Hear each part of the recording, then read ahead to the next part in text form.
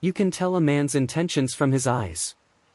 And that night, in a dimly lit room above a sweltering Miami bar, 3 pairs of eyes told me exactly one thing. If I said the wrong word, I wouldn't leave alive. The air was thick with cigar smoke and sweat. My pulse thudded so loud I could hear it in my ears. I wasn't a tourist here, I was a shadow in a dangerous game, pretending to be someone I wasn't, a man with enough money and influence to move mountains for the right price. The truth? I was an undercover operative walking straight into the lion's den. I had worked my way through layers of criminals, wannabe gangsters, smugglers, low-level distributors, each more dangerous than the last. But these men, these were not small-time thugs. These were Pablo Escobar's men. And they had flown in to meet me personally. It began weeks earlier. I had been building a fake empire, shell companies, offshore accounts, the kind of fake wealth that made greedy men lean forward. The goal was simple: gain the trust of one of the world's most feared cartels. My cover? A businessman with cartel-friendly, money-washing skills. My real mission? Infiltrate, gather evidence, and get out before they discovered the truth. The meeting had been set for midnight in Miami. Not in a skyscraper office. Not in a polished hotel lobby. No, this was to happen in a second-floor room of a rundown cantina in Little Havana. A place where the walls absorbed secrets and the floorboards had heard too many last words. I arrived 5 minutes early. Rule number 1, never keep killers waiting. The bartender didn't ask questions. He just nodded toward a narrow staircase at the back. I climbed it, each step creaking under my weight, my hand brushing against the small recorder hidden inside my jacket. When I reached the top, I paused. 3 men sat at a round table. They weren't talking. They were just watching me. The first was tall, broad-shouldered, wearing a white linen shirt rolled at the sleeves, gold watch catching the light. His face was expressionless, but his eyes were the kind that had watched life drain from another man more than once. The second was leaner, restless, tapping his fingers on the table in a slow rhythm. His black hair slicked back, revealing a scar that ran from his temple to his jaw. He smiled without warmth. The third was the youngest, barely 30, but the hardness in his gaze made him look older. A pistol rested casually on the table in front of him, like it was just another drink. "You're early," the tall one said in Spanish. I was told punctuality matters, I replied in his language, making sure my accent was convincing. They didn't invite me to sit. They let me stand there for a long moment, measuring me, dissecting me, until finally the youngest gestured to the empty chair. "We hear you can move large sums," the lean one said. "No banks. No trails. Just, gone." "That's the idea," I said, keeping my voice calm. "But that kind of magic comes with a price." The tall one leaned forward. "We don't care about your price. We care about loyalty. Can you be loyal to men like us?" That was the trap. The wrong answer meant I'd be taken for a liar, or worse, a spy. But the right answer meant I'd be in deeper than ever. I smiled slightly, leaning back. "I'm loyal to money. And from what I hear, you have plenty of it." The youngest chuckled, a sound with no humor. "He's got balls," he muttered. A brown leather briefcase slid across the table toward me. I opened it. Stacks of hundreds, crisp and unmarked. My mind calculated the total instantly, $500,000. "Consider this a sample," the tall one said. "Make it disappear. We'll know if you fail." He didn't mean fail in the business sense. He meant fail, and they'd make me disappear instead. I closed the case and nodded, hiding the sweat forming at my temples. "Give me 48 hours. The lean one lit a cigar, exhaling smoke in slow rings. "You've got 24. As I walked down the stairs, briefcase in hand, the weight wasn't just in the cash, it was in the knowledge that this was no longer a game.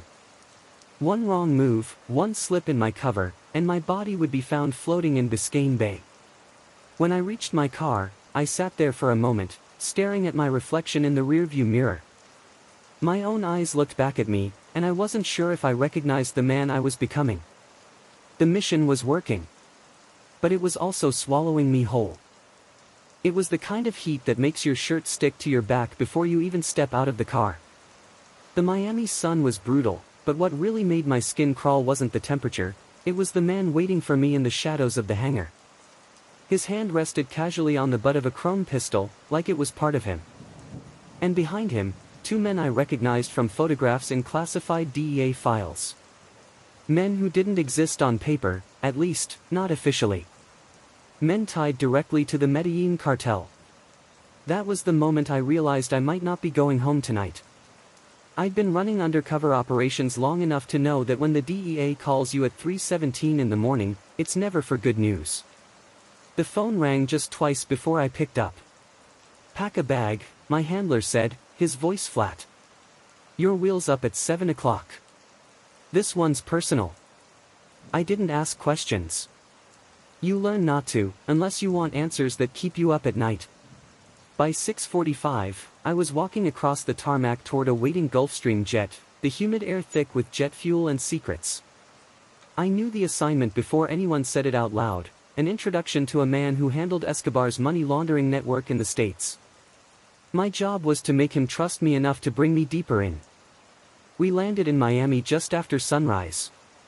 A black SUV pulled up before the wheels even stopped rolling. I climbed in, and the driver didn't say a word, just handed me a folded piece of paper with an address scrawled on it. The meet was set at a private hangar. Inside, the air smelled of oil and cigars. A sleek Learjet sat in the corner, its nose painted with the insignia of a fake charter company. Two men flanked the door.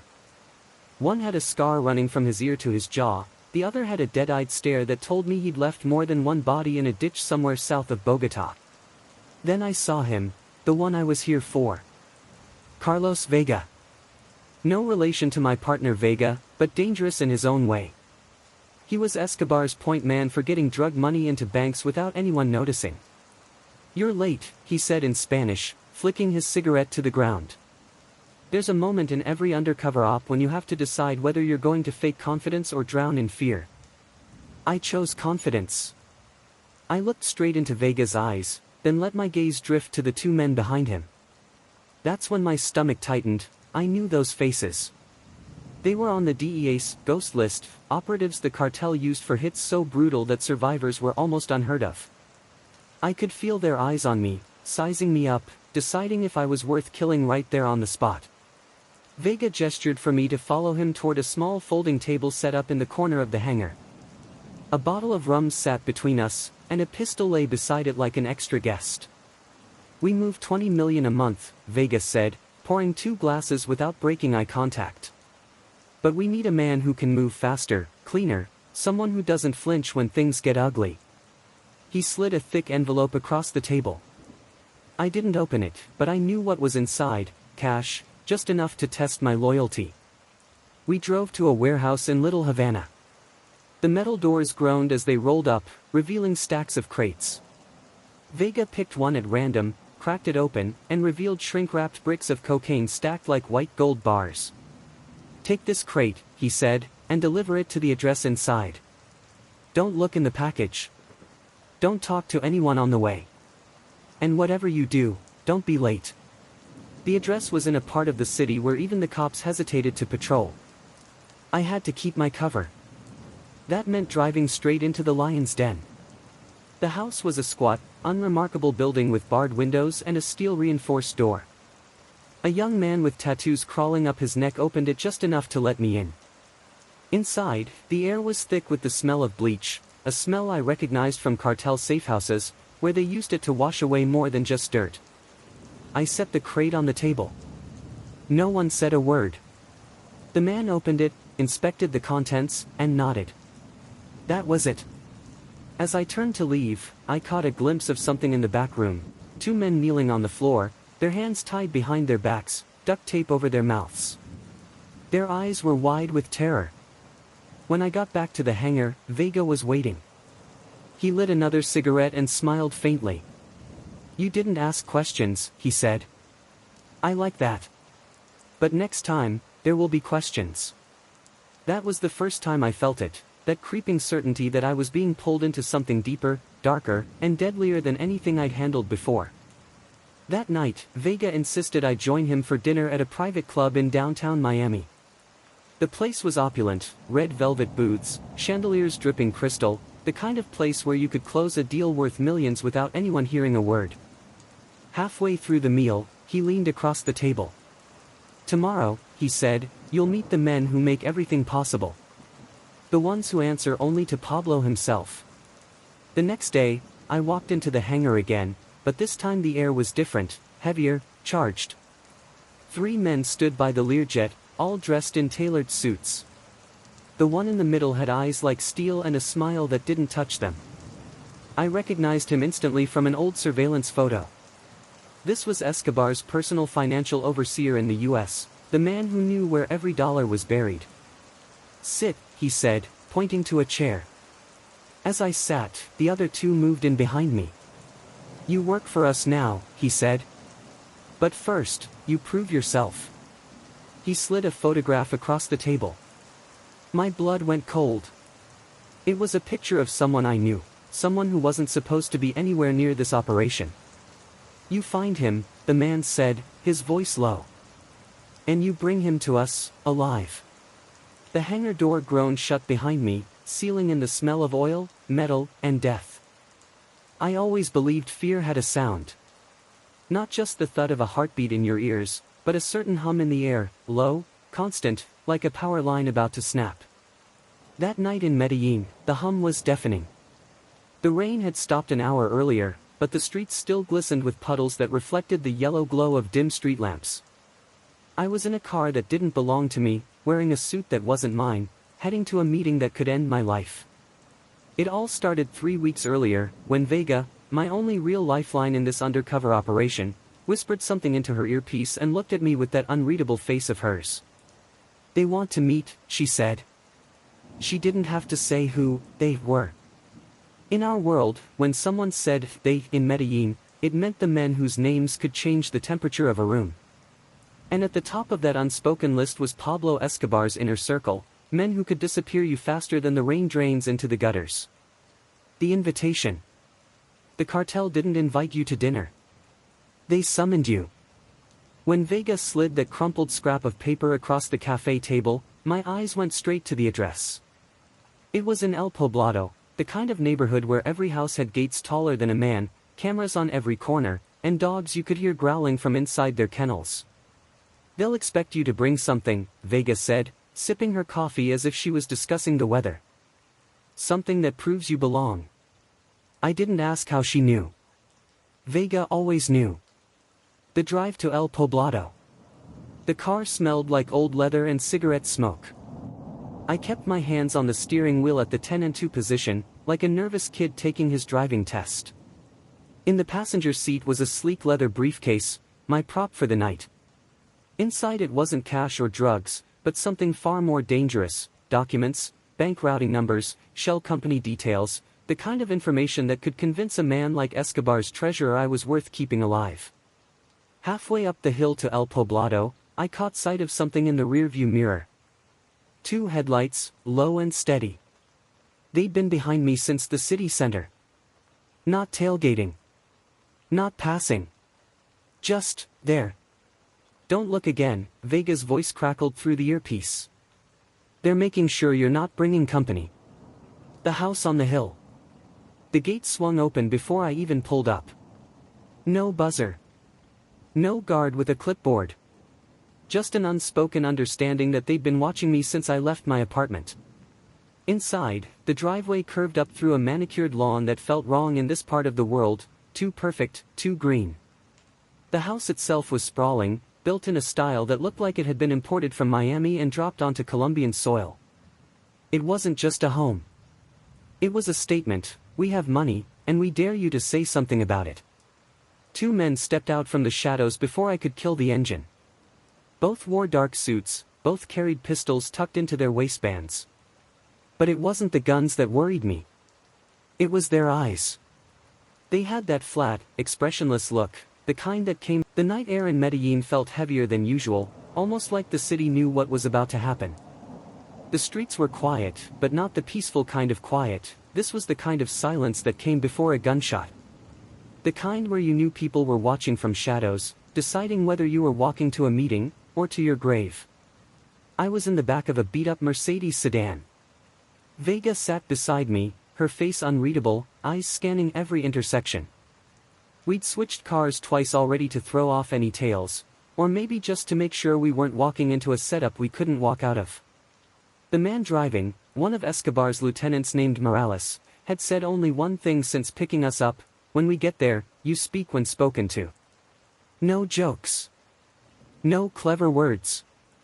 No sudden moves. That alone told me this wasn't going to be a friendly chat. We drove uphill, into the mountains outside the city. Medellín sprawled below us like a glittering jewel, the lights twinkling in the valley. It could have been beautiful, if I wasn't thinking about how many bodies were buried in those hills. The compound came into view suddenly, a massive hacienda with high walls, barbed wire, and armed men pacing the perimeter. It looked more like a private military base than a home. At the front gate, soldiers with AK-47s leaned into the driver's window. No words were exchanged, they just stared at me for an uncomfortably long moment, then waved us through. I could feel Vega's hand brush against mine. She wasn't holding it for comfort, it was a signal. 3 taps. Our code for stay alert. This is worse than we thought. Inside, the driveway was lined with luxury cars, Ferraris, Rolls-Royces, Mercedes. But parked right next to them were armored trucks with mounted machine guns. It was the perfect summary of Escobar's world, wealth and war, side by side. We stopped in front of the main house. Morales stepped out first, motioning for us to follow. My shoes crunched on the gravel as I stepped into the humid night air. The front doors opened. And there he was. Pablo Escobar. He wasn't the towering figure I'd imagined. Average height, a little overweight, hair neatly combed, dressed in a crisp white shirt and slacks. He looked more like a friendly uncle than the most dangerous man in the world. But his eyes told a different story. They were dark, sharp, and unblinking, the kind of eyes that could size you up and decide your fate in seconds. "Señor," Morales said, bowing his head slightly. "This is the man I told you about." Escobar stepped closer, looking me over like I was a rare animal he'd never seen before. "So," he said in a calm, almost polite voice, "you're the one who thinks he can make me richer." I forced a smile. "Not richer, Señor Escobar. Just less visible." That got the smallest twitch of a smile from him. He motioned for us to follow him inside. The interior of the house was breathtaking: marble floors, gold-framed paintings, crystal chandeliers. But even here, there were reminders of who we were dealing with. A man in a suit stood by the stairs, an Uzi hidden poorly under his jacket. Another leaned against a column, cleaning the barrel of a shotgun. We were led into a dining room where a long table was set for 6. Escobar sat at the head, gesturing for me to take the seat on his right. Vega sat further down, near the door. The food came: roast pork, rice, beans, bottles of expensive wine. But nobody ate. Escobar poured himself a glass and leaned toward me. "Tell me," he said. "Why should I trust you?" I knew this was the moment that would decide everything. My plan had been rehearsed 100 times in my head, but sitting there with his men watching my every move, it suddenly felt paper-thin. "Because," I said slowly, "your enemies can kill you, but they can't kill your money. And I know how to make your money untouchable." There was a pause. The kind of pause where even the air seems to hold its breath. Then Escobar leaned back and smiled faintly. "Interesting. But anyone can say that." He snapped his fingers. One of his men stepped forward and dropped a thick manila envelope on the table in front of me. "Inside," Escobar said, "are details of 3 shipments. Tell me which one is a setup." My pulse spiked. He was testing me. I opened the envelope, scanning the papers inside. Shipping manifests, routes, customs clearance stamps, all real, all believable. But something was off. Vega caught my eye. A subtle tilt of her head toward the third document. She'd seen it too. The clearance stamp was dated 2 days before the supposed cargo even left port. That one, I said, pointing to the third page. It's a trap. Escobar stared at me for a long moment. Then he nodded. You might live through the night, he said quietly. The rest of the meeting was a blur of coded language, numbers, and silent exchanges. But under the table, my foot tapped Vega's twice, our signal for we need to get out. Now. Finally, Escobar stood, signaling the end of the meeting. Morales will drive you back to the city, he said. We'll speak again soon. His tone was calm. Too calm. We walked out to the car. But when I reached for the back door, Morales shook his head. Not this one, he said. A black SUV pulled up instead. 2 unfamiliar men inside. Where are we going? I asked. Escobar wants you to see something, one of them said. The SUV pulled away from the compound, heading deeper into the mountains. The road twisted into darkness, no city lights in sight. Vega leaned close, whispering so quietly I almost couldn't hear her. This isn't good. After 20 minutes, we stopped. The men motioned for us to get out. We stepped into a clearing lit only by the headlights. And that's when I saw it. A freshly dug pit. I always thought the most dangerous moment of my life would be the one with a gun to my head. I was wrong. The most dangerous moment was when the gun wasn't there, but I knew it could appear at any second. The rain had stopped. The night air was heavy with the kind of silence you only hear in places where the wrong word can cost you your life. We were deep inside the compound now, past the steel gates, past the armed guards, past the point of no return.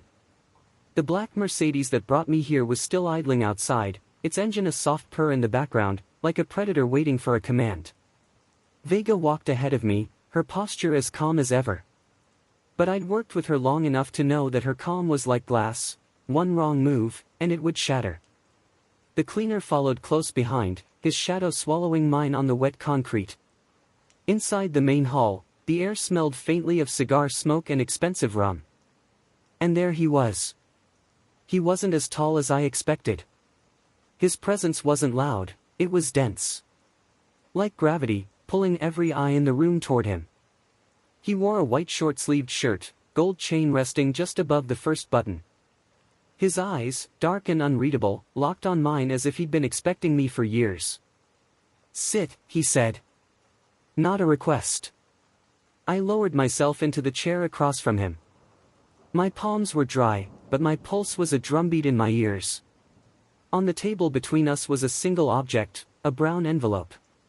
He pushed it toward me. Inside, he said, is everything you need to make me a lot of money, and to keep yourself alive. I didn't move. And if I say no? A faint smile played across his lips. You won't. For the next 30 minutes, Escobar spoke. Not in threats, not in riddles, in business terms. Shipments, routes, offshore accounts. I realized something chilling, I wasn't here for a one-time deal. He wanted to own me.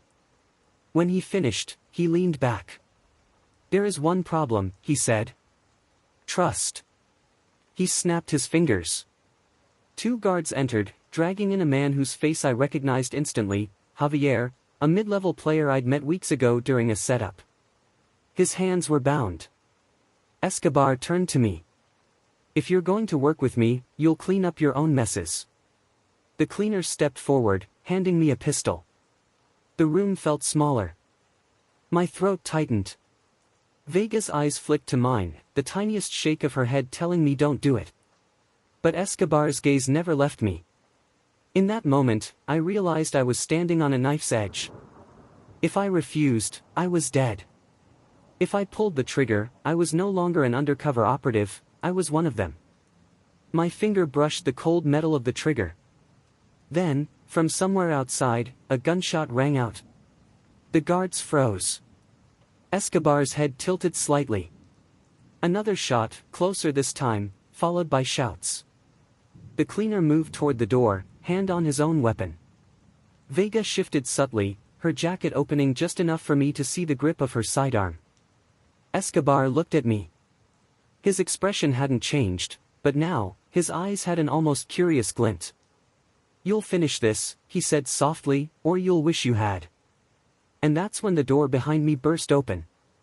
The rest of that night, well, let's just say it didn't end the way Escobar planned.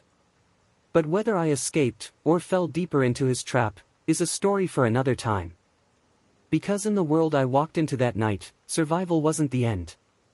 It was just the beginning.